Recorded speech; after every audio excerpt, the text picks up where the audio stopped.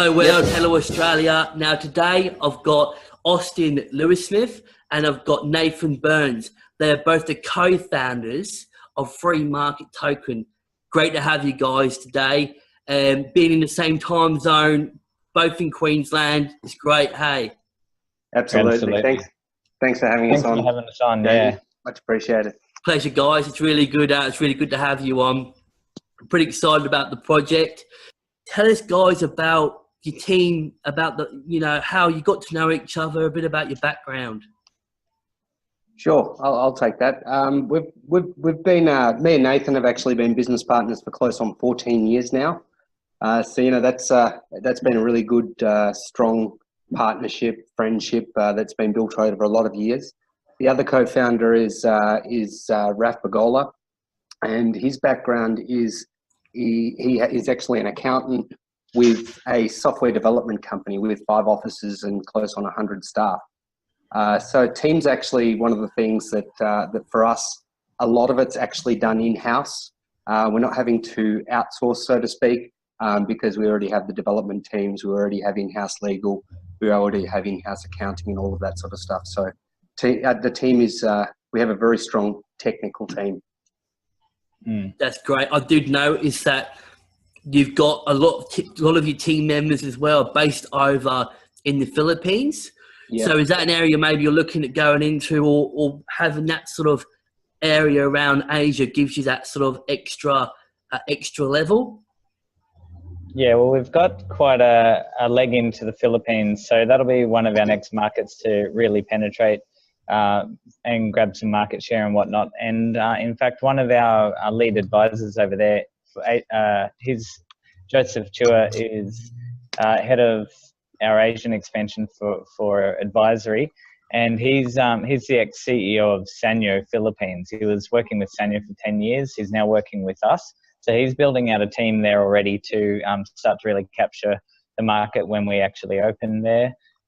He's also been working on some very good partnerships as far as retailers and electronics companies. So we're excited about Asia's expansion, and that's just one of the doorways in. That's really great, guys. So it seems like something else I looked at as well, and it looks like you've had some sort of workings with your Ecryptostore as well. So could you tell us a bit about that, just leading up to just before this fruition for the Freemarkettoken? It seems like you guys are working together on the concept of the Ecryptostore. Is that correct? Yeah, that's. Oh, go ahead, Nate. You do it. Fine. Yeah, sure. I guess the way we actually started in crypto was, we'd been watching. We were sort of silent observers for a long time, and then we saw some friends make just too much money, and we just went, "Oh man, we just can't stay away." We started trading, started to make some gains, and then just realised that the problem was I'm not a tech person, so my problem was, how do you get the money out? So, having Raf as the, already having a software development company, he said, well, let's build eBay, for crypto. And so that was actually the MVP. And so it wasn't until we'd actually already developed that we realized that we'd need a token to really make it work. So it seems like you've sort of identified where crypto can be used in a same like Amazon. So you can imagine if, say, tomorrow if Amazon or eBay release their own tokens, how it would be quite useful, wouldn't it? So I'm guessing you guys have sort of looked at that idea and thought, hold on for a minute, we could really do something that could be successful, something that, there's a real good use case for tokens and tokenization there. Yeah, and on top of that as well is some of these, the big companies are either stitched up with agreements with payment companies like PayPal, for example. So they're not so nimble. They can't move into the space all of a sudden. Plus, they've got quite a greedy business model is probably the best way to put it, where they're charging exorbitant fees. And all of a sudden, now crypto is here to change that. And the whole decentralization and the ability to be your own bank changes the amount people need to pay for transactions and things. And now all of a sudden you got someone who, like eBay, charging 10.8%, or Amazon 46% fees, they're not going to come down to a 1 or 2% business model, because it's just, why would they? Why would they shift their whole marketing plan and their whole direction of their company for a small thing called crypto, which is obviously here to stay and it's only going to get bigger? So we're looking to help the ecosystem, the crypto ecosystem first, and go outward from there. We're also supporting fiat currency as well. And our first iteration of the platform Ecryptostore version 1, which we used as an MVP to get to where we are, it's been working. It's done hundreds of thousands in transactions and so forth. But that first iteration is being superseded in the next week or two with version 2, and that's going to fully integrate Freemarkettoken into the ecosystem, provide a lot of protection layers for buyer and seller in the sense of like an escrow and being able to settle payments instantly without being locked in smart contracts forever and a day. And also a lot of advertising power on the platform. So really targeted marketing, paying people for their interactions and stuff. So it sounds like to me you've actually got a work. Have I got this right? You've got a working interactive version up and going at the moment. Yep. Well, that's really good, guys, because you don't see a lot of ICOs out there that actually got a working product where you can use straight away, which is really good. Yeah, absolutely. And I guess that sort of gives you the leading edge as well, like over some of the others. And say, for instance, if eBay or Amazon did bring out their own token in the future, you've already got that knowledge, you've already got established, you know? Yeah. I think important to also know that Freemarkettoken is, Ecryptostore is only one of the platforms that Freemarkettoken will interact with.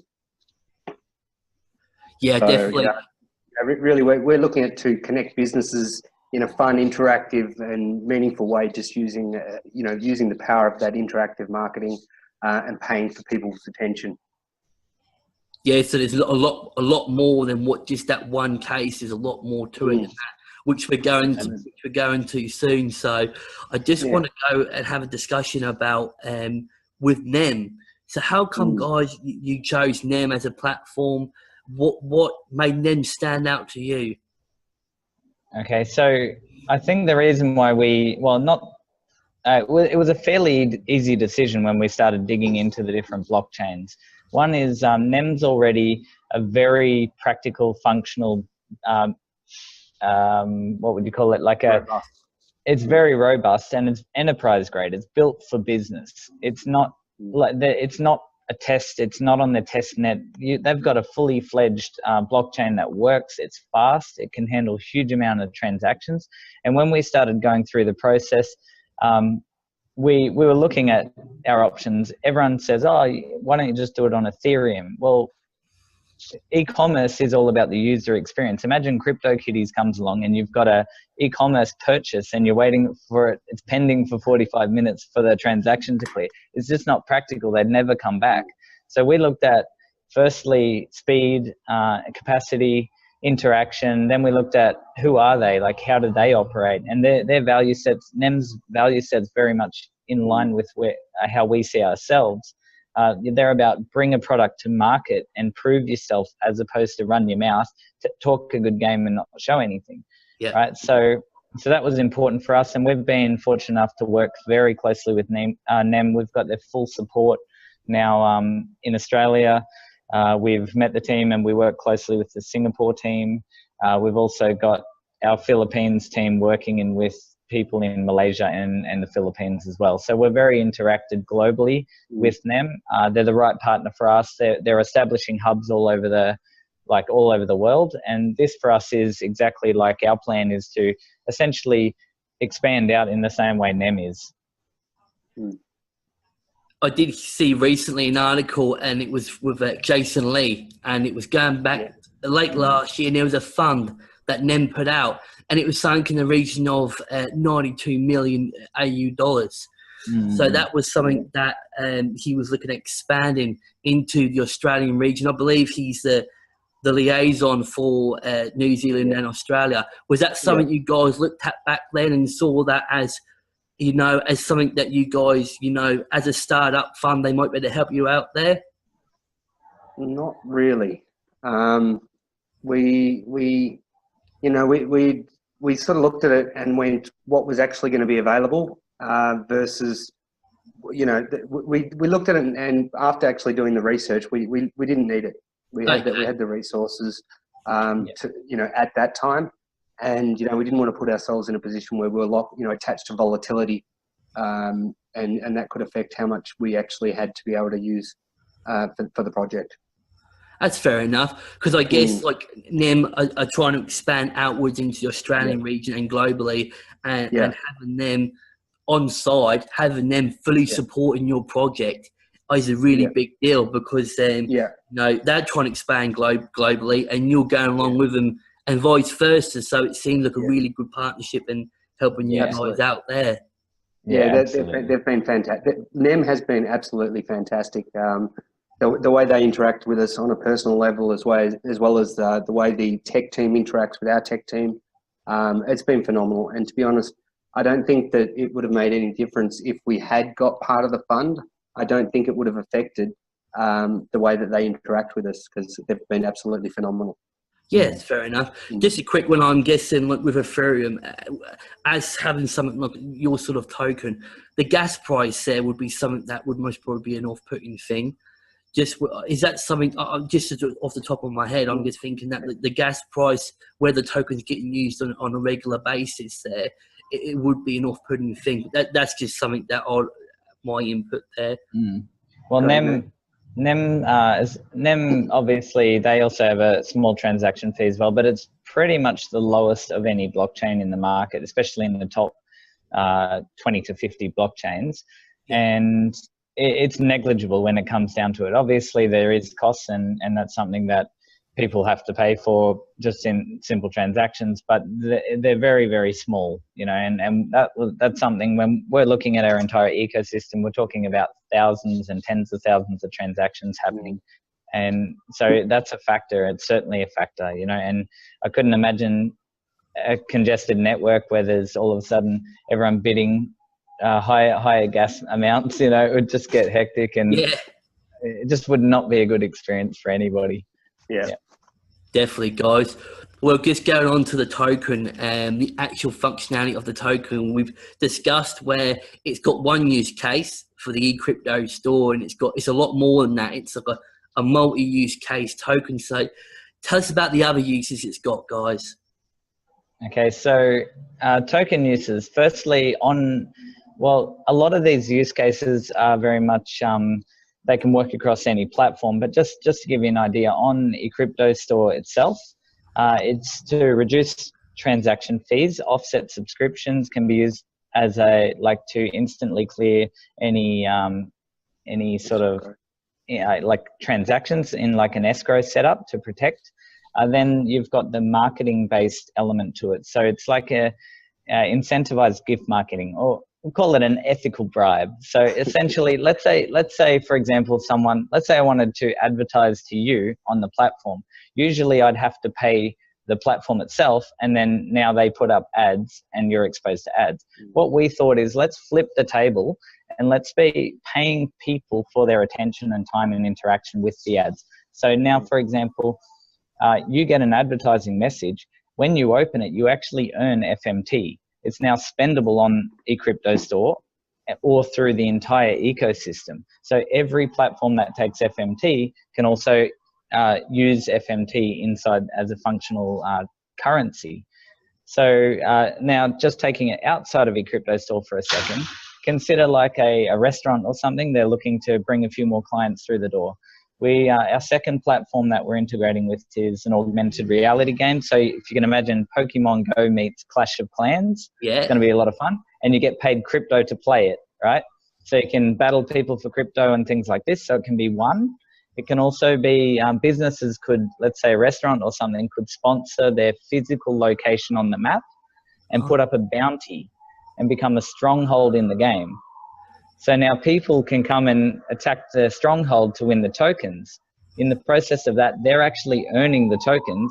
They also get push notifications and things like this, which are incentive to spend money on the business or in the business. So they get new customers, they get foot traffic, They can advertise, so there's digital advertising that can happen inside the game. So you can imagine like digital billboards that don't really exist, but they do in the gameplay. You might have to. So now there's interaction with the game. You might have to spend 5 seconds attacking the sign to get now a reward of FMT. All right? You might be going to a place, you check in, and now it might be an upgrade of your sword or an upgrade of your armor, upgrade of your health. So there's the gameplay aspect, the custody aspect, the advertising aspect, the gateways like payment gateways, transactions, and then escrowing. So we've covered quite a lot of ground with the use case, but it's very similar for many different platforms. And it's just changing the way people are advertising from being exposed to brands and things like this with no care about interacting with it. They're just exposed. It's just peripheral. But what we're interested in engaging people directly for their attention. So there's interaction and it's measurable. It's on the blockchain. It's very efficient from a business point of view. They can incentivize someone in a way that basically invokes the law of reciprocity. So now the person has been given something by that company. They love the company even more. They can recognize the brand. They feel good about it, and they can actually spend what they got. It's not some airy-fairy, oh, now how do I use FMT? Well, Ecryptostore is FMT. You can use it in many different ways as a merchant or as just a buyer. You know, so there's lots of opportunity there. So we're really excited about the use case, and it's something that we've spent tremendous amount of time expanding out the uses, but keeping it within a confined framework. So there's essentially modules that can be adapted to each project depending on its needs. So around mapping, tokenization, payment escrow, wallets, and obviously like the incentivized marketing aspects. I guess when you mentioned, that's really good, mate. I guess something come in my mind with Pokemon Go, with that sort of concept and idea. In the town, in my local town here, up in Mackay, in the height of Pokemon Go, you used to see in the city centre businessmen and workers getting together in groups, and they'd go to the city centre and they'd be battling away. Yep. And you could think, well, that's outside of a store, that's outside of a shop. So I can see where you're coming from, Nathan, just for an example that how it could be really, really useful, a really good idea. Same, I think in Japan, they go wild for them sort of games. Yep. And then you couple it with traditional marketing methods like push notification. So imagine you got geofencing, someone comes within, I don't know, 10, 20 meters of a business. They're coming to earn some bounty on a stronghold or something. They're going to attack that, and they get push notified saying, hey, come on in, we'll give you a 2-for-1 meal, or coming in for $1 off your coffee and a free upgrade on your sword. And combining existing marketing methods with blockchain-based solutions, it really brings people into the future of where advertising marketing can go. And from a business perspective, it's great because you get to target the clientele originally anyway. So you've got a targeted market, now you're incentivizing them as well. So it's a perfect marketing solution. And we've been in marketing and so forth for the last, I don't know, 14, 15 years. And, you know, we're always about like, how can you incentivize or how can you attract more clients? And this is really something that every business will dive on. What's this about this buying gold and silver in Australia? Like, is it Ainslie's Gold, where you can buy another use case for it as well? We can buy bullion. What's that about? Well, we basically we have an agreement with Ainslie Bullion, which is one of the major providers of gold and silver bullion in Australia. They're tied up with the Perth Mint, and pretty much, well, not pretty much, we've got an option. Well, in version 2, there'll be an option. Someone will literally be able to push button, select to go to cash, to gold, or to silver. See, a lot of people, they get Bitcoin or they get paid in Ethereum, and they're like, okay, well, what now? It's not a tangible asset. So, you know, someone could sell their car, get paid in Bitcoin, and then go, hang on, I don't want to be leaving myself open to volatility. And they could literally just go, select, turn it to gold, and then they got the option of being able to actually have it stored by Ainslie, or they could literally go and pick it up. That's awesome, Austin. That's really good, mate. So, mate, Just moving on now from the utility side of things, what's the long-term goal of your project, of the free market token? What's the sort of, outside of expansion? So we know you guys are looking to expand outside of Australia, but what's your sort of on your roadmap? What you're aiming for, that, say, year, 2 years down the track? We're really looking to, I guess our goal, we've got a number of different goals. It depends which area of the business you're looking at. Really what we were looking to do was have three worlds collide, you know, to be able to combine the augmented reality, the online platforms, the physical location, and just be able to have all of those interacting. And more importantly, for it to be really simple. And we wanted to be simple enough that literally someone who had no experience with crypto could get on, they could sign up, they could be buying and selling, receiving crypto or spending crypto, and then getting it back to cash if they want. So that really long term, our goal was to bring crypto to the masses and just make it simple for people. Yeah, and over the next couple of years, our plans are to continue to onboard more and more different platforms and create an entire ecosystem. So not just in one or two areas, not just in e-commerce, not just in games. Like we've already got other games now coming to us saying, hey, we heard what you're doing with tokenizing the augmented game and we're keen, how can we get amongst it? So, but what we do know is over the coming year and 2 years and continuing into the future, we'll continually integrate different platforms, which will just bring more flexibility to the actual experience. But exactly like Austin said, our purpose is to have easy on, easy use, and easy off ramp.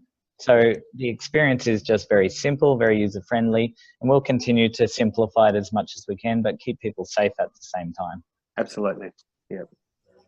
So I guess making it easier for, you know, just for an example, I have to, say for an exchange, I've got money in an exchange and I've got to draw it out, and the tax side of things, where I can just use that and just go to a crypto store, like an Ecryptostore, and purchase it instead of drawing it out, having to go to, you're solving that problem. You're sort of aiding in the adoption and use cases of cryptocurrency. Exactly. Exactly. And there's a lot of other really exciting stuff that we're doing in the background, which are use cases that I think people will be pretty excited about coming into the next period of time. But we'll keep everyone updated on that. Great stuff, guys.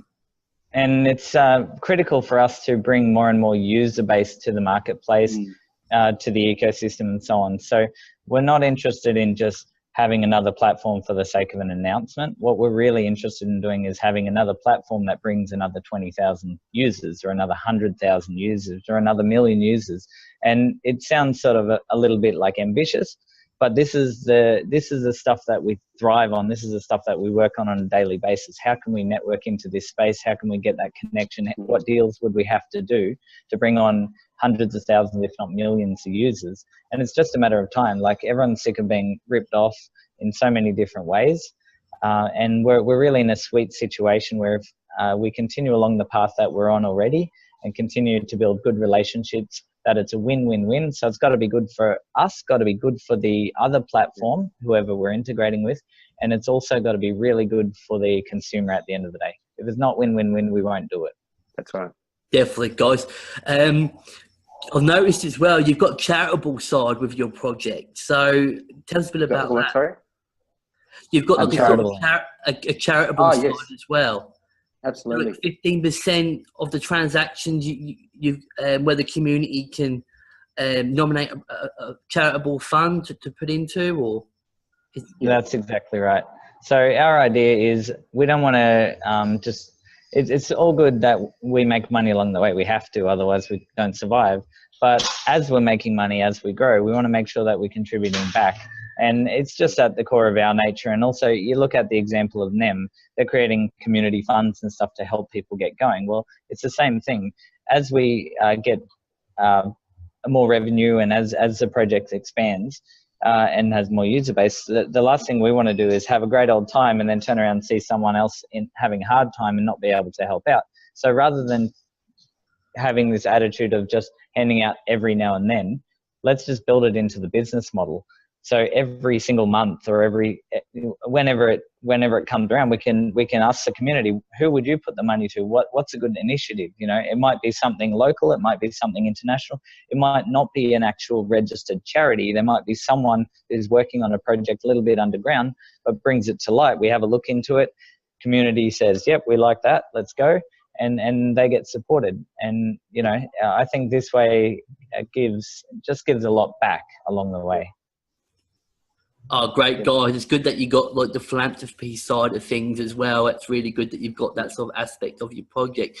So going into your ICO now, guys, so talking about how to participate, how to invest in the ICO and to get hold of some FMT tokens. Go ahead, Nate. Okay. I didn't know who was taking it. Okay. Yeah. So easiest way to get amongst the ICO is just simply going to freemarkettoken.io, and then we just have a contribute button. Click through there. You can fill in your details. We have Polypay, we accept Ethereum, and we're also accepting ZEM, like NEM's token. So it pretty much instantly, well, as soon as the blockchain verifies, depending on what payment methods used, it sends a receipt out, and we issue the tokens at the end of the ICO period, which is in, you know, a month or so. And so basically we'll do an audit and we'll issue out all the tokens to every participant along the way. I think the Polypay is something a bit unique that we looked at because, you know, there was a lot of people, especially in the last couple of months, with all the blood in the street, so to speak, with some of the crypto they were holding. So, you know, basically being able to have people just contribute direct from their account with a safe, recognised service we thought was important as well. Yeah, that's good. You've got that fiat option. You've got that easy way of being able to, you know, to get involved in your project. I know with CoinSpot they've got that option as well. Like exchange, right. It seems pretty good, secure way of absolutely of purchasing the tokens.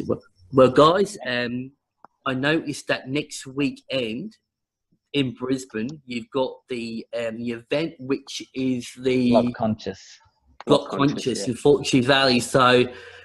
Sounds like a good event, a big event coming up. So you're looking forward to that? Yeah, absolutely. Yeah, we chose to sponsor the event as well. It was interesting. Got asked to speak quite some time ago by Paul Seals, is the organizer of that, and I said, yeah, absolutely, no worries. And then the speaker list came out, and it was quite impressive to see some of the like global headliners for the event, and it was nice to see. So we'll be rubbing shoulders with a few amazing people up there.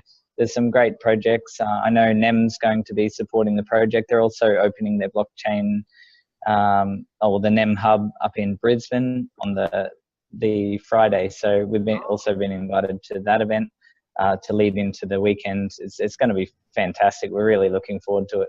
Exciting weekend.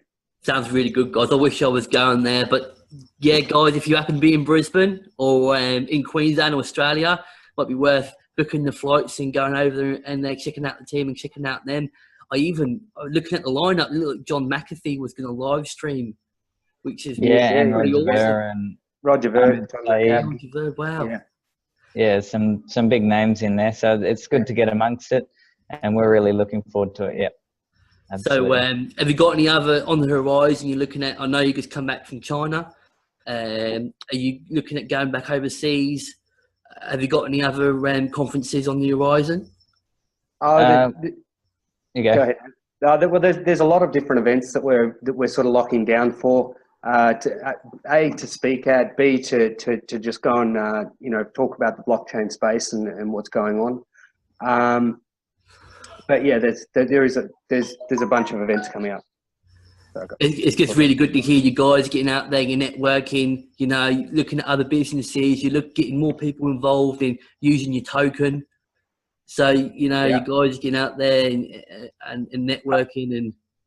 Yeah, well, one thing we didn't mention is that there's the augmented reality game already has agreements in place with one of the major universities in Australia. Oh, okay. So that's going to be an instant uptake. It's going to be basically pushed into the into the back of one of their programs. So they'll end up with about 15,000 users with FMT wallets straight away in the back of their application. So that's actually a strategy that we're using moving forward. That's been very effective as well. So we're going to have very quick uptake there. So straight after the ICO, you could be hitting the ground running. You know, you're going to have use for it straight away. Yeah. Well, we're already running. That's the thing. Yeah, that's what you're already running. That's good. We're running through the ICO, and we're running. We'll just keep running. You know, we sort of outgrew the white paper a bit. Yeah, actually. Yeah, really. The original white paper is we actually moved a lot faster than the original white paper. So a lot of things involved from creation of white paper to now. Got a lot of new things and. We've actually achieved a lot more than we thought we were going to. So we've moved faster than the white paper. Brilliant. So I think it's continued to evolve FMT as a project. Great stuff. Well, guys, thank you so much for your time. It's been really good talking to you. I hope to come and see you in the future and have a beer with you guys. Sounds good. Sounds good. The links will be down below. If you want to get involved, if you're you want to find out more about their project, I'll have the links down below, guys. So thanks so much. Do your own research. Make sure you read my disclaimer and all that good stuff. So, guys, thank you so much for your time and have a wonderful night. Thanks, Jamie. Much appreciated, mate. Thanks so much for everything you do. Appreciate it. Cheers.